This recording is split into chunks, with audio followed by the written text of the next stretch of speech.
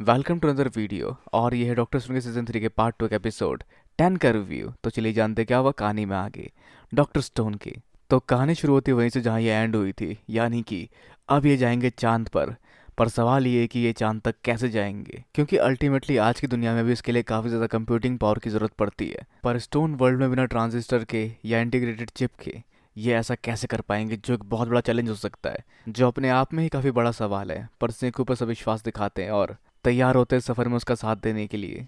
तो इस सब की शुरुआत कैसे होगी? तो उन्हें ढूंढना मटेरियल और चीज़ें पूरी दुनिया भर से, जिसके लिए पहले शुरुआत होगी दुनिया घूमकर वहाँ से अलग अलग मटेरियल जमा करने को लेकर। तो आगे शुरू करेंगे एक वर्ल्ड टूर। पर खैर अभी ये साइलेंट में सभी पत्थर बने लोगों को जमा करते हैं और उन्हें एक एक करके रिवाइव करते हैं। जहाँ ये सब देख के वो एक्स्ट्रा शख्स जिसको बचा के लाया था ताइजू काफ़ी तक फैसिनेट होता है इस चीज़ से और उम्मीद करता है कि काश ये चीज़ें हमारे पास उस समय होती जब आसमान से ये पेट्रिफिकेशन टूल नीचे गिर रहे थे। तो इसका मतलब वहाँ और पेट्रिफिकेशन टूल भी हो सकते हैं? तो नहीं, क्योंकि उसको उसके मास्टर ने कहा था सबको डिस्ट्रॉय करने के लिए, बस इस एक को छोड़कर जो भी बाकी है इनके पास, जो है एक लौता लास्ट पेट्रिफिकेशन टूल। जहाँ वैसे आगे सेंकू कहता है कि हम किसी को भी रिवाइव कर सकते हैं, उनके टूटे हुए टुकड़ों को भी ले आओ, तब भी उन्हें जिंदा कर सकते हैं हम, पर हर किसी को नहीं। जहाँ वो सोई उसको डैड को नहीं बचा सकते, जिनके चेहरे पे घाव लगा हुआ है और उसके बाद वो पेट्रीफाइड हुए हैं, जिस घाव से उनके चेहरे की हड्डी दिख रही है, जिस वजह से वो दोबारा हील नहीं हो पाएंगे। तो खैर आगे रियूशी बाकी गांव वालों के साथ साथ दुश्मनों के सिपाहियों को भी रिवाइव कर रहा होता है, जो लोग बिल्कुल गलत नहीं है, जो बस गलत मास्टर को फॉलो कर रहे थे। और वैसे आगे सोइज अपने डैड से मिलने गया होता है, जिस तरफ आती है किरिसामे भी और बाकी लोग भी, जो सभी उसके सामने नील डाउन करते हैं और उसको नया मास्टर मानते हैं। पर बस बुरा ये हुआ कि वो उसके डैड को नहीं बचा पाए। तो वैसे उनके वहाँ से निकलने से पहले एक काम और बचता है, और वो होता है इस किंगडम को अपने किंगडम का दोस्त बनाना, या जियोग्राफिकल टर्म में बोले तो एलाई या मित्र देश। क्योंकि कम ऑन, इन्हें कभी ना कभी ट्रेजर आइलैंड की चीज़ें चाहिए होंगी और इन्हें उनका साथ भी चाहिए होगा। जहाँ ये रॉकेट बनाने जा रहे जो चांद तक पहुंचे, तो उन्हें बहुत सारे मैन पावर की ज़रूरत पड़ेगी ज़रूर। जिस पर क्वाको के डैड कहते हैं, हाँ अगर तुम ये कर पाए तो एक शासक बनना काफ़ी मुश्किल होता है। इबारा ने इनके साथ काफ़ी गलत किया है, जिसकी प्रताड़ना से अब ये लोग आज़ाद है, तो शायद अभी इन्हें संभालने की ज़रूरत पड़ सकती है। पर सेको इन पर रूल नहीं करने वाला, क्योंकि वो ब्रिटिश नहीं है और ना ही वो ईस्ट इंडिया कंपनी से।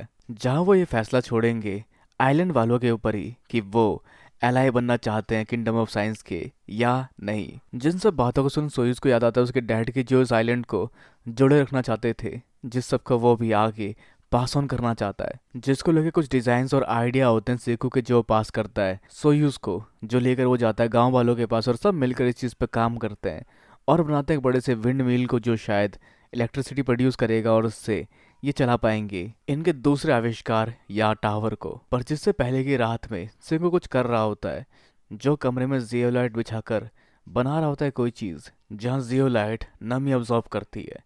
और ऐसा करना ज़रूरी भी है क्योंकि वो इस्तेमाल कर रहा है गन पाउडर, सॉल्ट और आयरन का, जिससे वो क्या बनाएगा, जहाँ काफ़ी हद तक वो याद करता है क्रोम के फ्लेम टेस्ट की, जो हम सबने स्कूल में कभी ना कभी किए होंगे। मतलब अगर आपने साइंस लिया तो आपने किया होगा, अलग अलग एलिमेंट पहचानने के लिए या उनके सॉल्ट पहचानने के लिए किए जाने वाले फ्लेम टेस्ट। तो इन सबको साथ मिला के वो क्या करने वाला है, जिससे आपका अंदाज़ा क्या कहता है?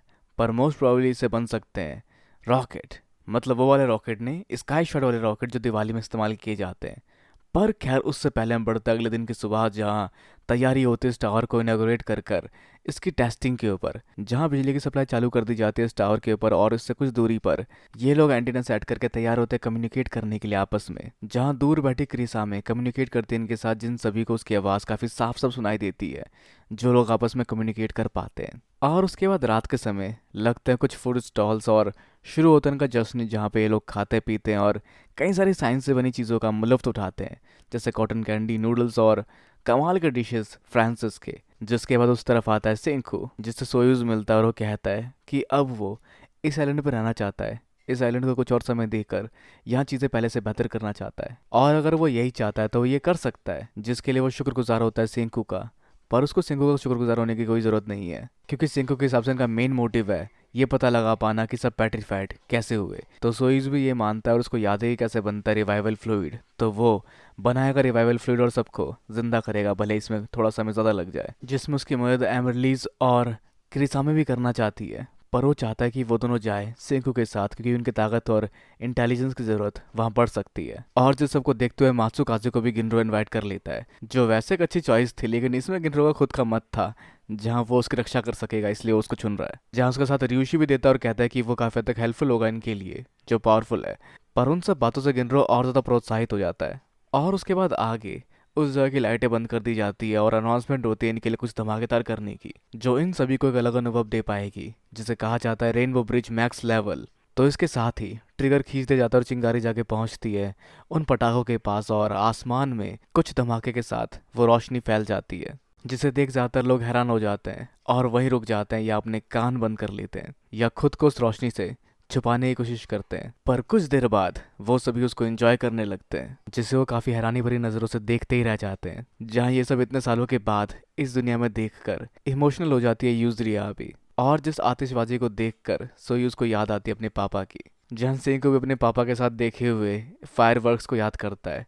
जब वो बच्चा था उसने उन फायरवर्क्स को देखा, जहाँ उसके पापा काफ़ी हद तक एक्साइटेड थे नए शेप को देख के फायरवर्क्स के अंदर, पर सिक उसके अंदर की कंपोजिशन को समझ रहा था, जहाँ उसके साइज और उसके अंदर यूज़ होने वाले अलग अलग सॉल्ट के बारे में बता रहा था। जहाँ उन दोनों की थोड़ी बहुत नोकझोंक होती है और आखिर में उसके पापा एक्सप्लेन करते हैं इसके बारे में, जिस दिन के लिए काफ़ी मेहनत की इन लोगों ने, और यह सही यूज़ गन पाउडर का जो लोगों के जहन में एक लंबे समय तक मुस्कुराहट की तरह रह जाएगा।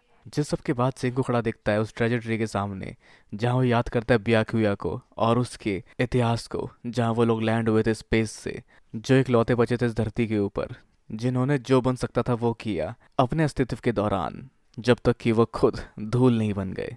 जहाँ कोआको चीज़ को झुठलाती और कहती है कि ये पूरी तरह से सच नहीं है, हम सभी मारे जाएंगे और मरकर धूल बन जाएंगे, पर हम सबकी इच्छाएं और बेहतर तरीके से बदलेगी भविष्य में। और इसी बेहतरी को साइंस ने कहता है जो तुमने मुझे सिखाया था सिंकू, जैसा वो पूछती है सिंकू से, जो हाँ बिल्कुल सच होता है, पर इस सब चीज़ों को और बेहतर कर देगा सिंकू उन कुछ गूफी एस्ट्रोनॉट के कंपैरिजन में, जहाँ सच में ऐसा कर पाया है सिंकू अब तक। और ये लोग जाएंगे चांद तक, जैसा अगर ये कर पाया तो ये बहुत बड़ा अचीवमेंट होगा, क्योंकि अब तक इंसान चांद पर सिर्फ 6 बार लैंड हो पाए हैं और उसके बाद उन्होंने वैसा करना बंद कर दिया। हाँ, पर ब्याक्यो और उसकी टीम कुछ गूफी साइंटिस्ट ही नहीं थे, उन्होंने काफ़ी कुछ और छोड़ा इनके लिए, जो चीज़ें सच में काफ़ी कमाल की है। और ये आइलैंड सच में ट्रेजर आइलैंड ही है। तो जिस सब के बाद वो लोग निकल रहे होते इस आइलैंड से, और वहाँ से जाते हुए सिंह को एक स्पीच देता है और कहता है भले हम कितने भी दूर क्यों ना रहे, हम हमेशा जुड़े रहेंगे साइंस से, क्योंकि हम हैं किंगडम ऑफ साइंस के एलाई। तो अब क्योंकि इनके पास है प्लैटिनम, जिसको लेकर सिंह को डिसाइड करता है कि अब इन्हें दुनिया भर घूम कर वहाँ के कमाल कमाल के ट्रेजर इकट्ठा करने हैं, जिसमें रिसोर्सेज के साथ साथ इंसानी रिसोर्सेज भी शामिल होंगे। जिस सबको सुन रियोशी काफी हद तक उत्सुक हो जाता है, क्योंकि वो चाहता है कि वो लोग मिलकर बना पाए एक पैसेंजर व्हीकल जो स्पेस में लोगों को टूर करा सके। जहाँ स्पेसशिप के बारे में सुनकर कासिक एक शिप बना देते, जो शिप बिल्कुल काम नहीं आने वाला स्पेस में जाने के लिए। तो इन्हें चाहिए होगा पायलट, जिसके लिए सामने आता है रियोशी। पर पायलट ऐसा होना चाहिए जिसको समझ हो साइंस की, जिसने रॉकेट के बारे में रिसर्च की हो, जाना हो, समझा और उस तरह की चीज़ों को हैंडल कर सके, जहाँ सारी क्वालिटी मिलती है सीखू के अंदर। पर इस सब बातों से अभी यही लग रहा है कि सिंह को इस सब चीज़ों को लेकर श्योर नहीं है। जहाँ ये क्यों रखता है एक और पॉइंट की नहीं चाहिए होगा फाइटिंग फोर्स, क्योंकि हो सकता है मून पे लड़ना पड़े, पर मून पे लड़ना आसान नहीं होगा मेरे हिसाब से। पर खैर जो भी ये करेंगे वो देखा जाएगा आगे, जहाँ उस तरह की चीज़ों को लेकर इन्हें और हथियार बनाने पड़ेंगे जो मून पे काम कर सके, और उस तरह से ये अगर कोई फाइट हो तो उसको हैंडल कर सके। जहाँ फाइट के लिए इन्हें स्ट्रॉन्गेस्ट बंदा चाहिए होगा, जिसके बारे में सुन के मागमा काफ़ी तक खुश हो जाता है और सोचता है कि दोबारा इन्हें टूर्नामेंट करवाना चाहिए। पर खैर इनके पास स्ट्रॉन्गेस्ट बंदा पहले से ही है, जो इनके पास पड़ा हुआ है, और लिटरली वो पड़ा ही हुआ है। पर खैर उससे पहले इन लोगों को देख लेते हैं गांव वाले और इनका स्वागत करते हैं, जहां क्रोम आगे बढ़ के दिखाता है इन्हें पेट्रिफिकेशन टूल और अपने उस सफलता के बारे में बताता है, जहां ये है डॉक्टर स्टोन के सेट का एक चीज जिससे किसी को भी हील किया जा सकता है, जिसको सुन सुकासा की बहन काफी हद तक एक्साइटेड हो जाती है, क्योंकि उससे वो लोग सुकासा को दोबारा रिवाइव कर सकते हैं। और हाँ, ये पड़ा ही हुआ है क्योंकि इसे ये जमा के रख रहे ताकि इसकी बॉडी खराब ना हो और उसको दोबारा हील कर सके ये लोग पेट्रिफिकेशन टूल के साथ, जो खैर अपने आप में ही एक एक्सपेरिमेंट होगा कि वो सक्सेसफुल होता है या नहीं। तो खैर अब क्या होगा ये जानने के लिए वेट करना पड़ेगा इसके नेक्स्ट एपिसोड का। और अब खैर आप क्या सोचते हैं क्या हो सकता है आगे आने वाले एपिसोड्स में? अपने विचार हमें नीचे कमेंट बॉक्स में बताना बिल्कुल ना भूलें। इस वीडियो को लाइक, शेयर और चैनल को सब्सक्राइब करना भी बिल्कुल ना भूलें। तो उसके लिए मिलते हैं अगली वीडियो में। Sayonara and have a nice day.